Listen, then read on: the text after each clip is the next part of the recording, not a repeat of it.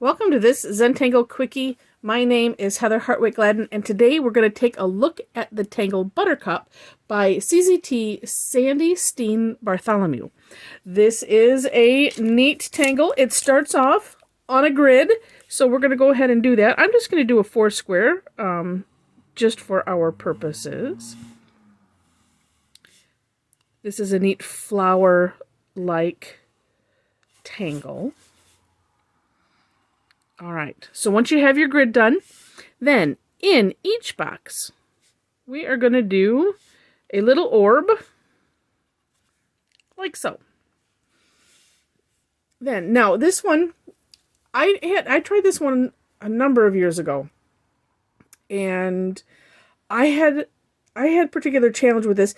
In the description box, I'm going to put my step outs as well as Sandy's step outs, so that way you can see, because on this step is where I ran into the trouble.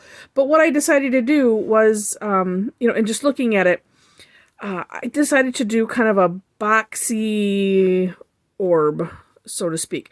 Now, so I'm coming from this orb, I'm going up straight, kind of angling over, angling sort of at that corner there, angling down, and coming back to the orb. Now, in Sandy's, and I will try to keep going as I'm doing, so mine just end up a little bit boxier. Hers seem to be separated more in between, like coming out at an angle more like that.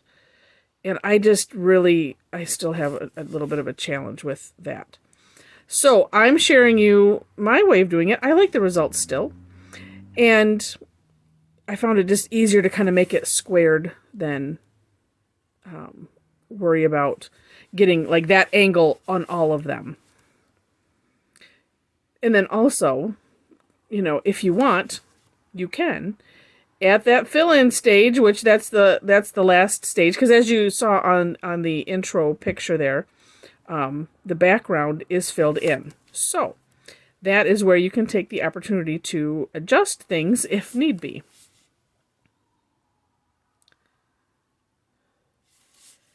And I think just mine are a little bit more, I don't know, just thicker. Actually, it just makes me think of sometimes, if you watch videos from Zentangle and Rick and Maria's, and like some of his interpretations of the tangles are a little bit more bulbous.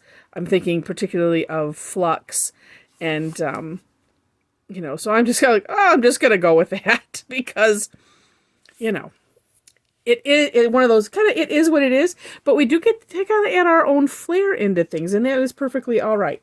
And I wanted to share this with you also. I mean, and just I don't know, just because Zentangle is about following the steps. And remember, it's also, just because this is going to happen to end up looking like a flower, the idea of Zentangle that I also don't want to get lost is that it's non-representational. We follow these steps, and then, oh, hey, it looks like a flower. How cool is that? Versus, I'm going to set out to draw a flower. So there's just a little bit different, I guess, in my mind, on that, and I don't want us to lose it. All right, so the next step is we're just going to do a little swish. So it's just a little straight line, and I'm picking up my pen, and I am literally, I feel like I'm saying I'm swishing when I'm doing it. I'm going up about, whoa, that one was more than halfway. So about halfway, or it doesn't matter. And I'm doing it with this hand, and I'm turning my tile each time because you kind of get this rhythm of it, and then just turning the tile, I'm getting that little bit of a curve in there also, just because that's the way my hand is going, and I like the way that looks. So, it's like I look at it and going, that looks really cool. If I was going to get hung up and worried about, oh, it doesn't exactly match the original step out, we need to not also get really hung up and worried about those things. We follow it to the best that we can and move on from there and just enjoy the tangle. All right. So with that, our last step, as you can see I'm already doing, is we're doing the fill-in. Now, as I mentioned, I'm going to move it. Well, maybe I will in a minute. Let me get the thin areas. Going to get a little bit thicker pen here, because that way we can be true to the notion of that this is a Quickie.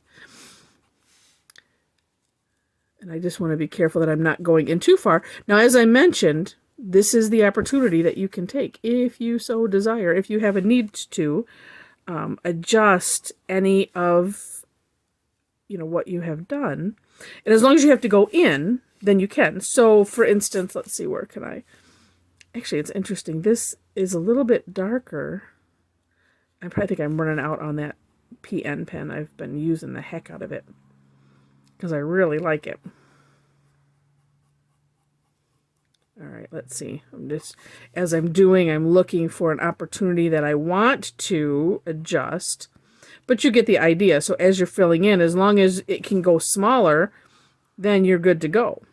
You just can't go that other direction. But it is nice to be able to just kind of, I'll just shave. Well, let's see. Let me get this little bit of line right here. Okay, so for instance, like right here, it's like, well, that would be nice to have it be just curved a little bit more. Oh, like that. And that's where you can, one of those, don't want to go crazy, because I do personally like the idea of what happens, and then, we can course correct, but at the same time, it's nice to be able just to enjoy what happens. And, unless it's like really horrible, but then I guess that's also, that's our own perspective too. So I think it's neat to just see, oh, look at here's how it ended up. And that makes it, to me, it makes it just natural to have just little imperfections or inconsistencies or whatever you want to call them, where I'll get so hung up on doing everything exactly right and thinking that there is a right way or a wrong way. Because there really isn't. But like I said, if you want to adjust things just because you might not have been happy about something, then fine. Of course, do that, because the end result is you are the one that needs to be happy with it. And with Zentangle too, it's a journey. So, a lot of times I hadn't been happy with some things, but I'm learning, just embrace what's there and, don't go too crazy. So there we have it. That is Buttercup. Now, if you want to add some shading, of course you can. One of the things that I have done is, added some, just say in the center here. On her step out, she did not include any, and actually in the example that's on the link that I'll put in the description, didn't have any shading either. And I'll tell you this, sometimes it is kind of neat to maybe not have shading and not worry about it. And I know some people that they don't like shading, and that's perfectly fine.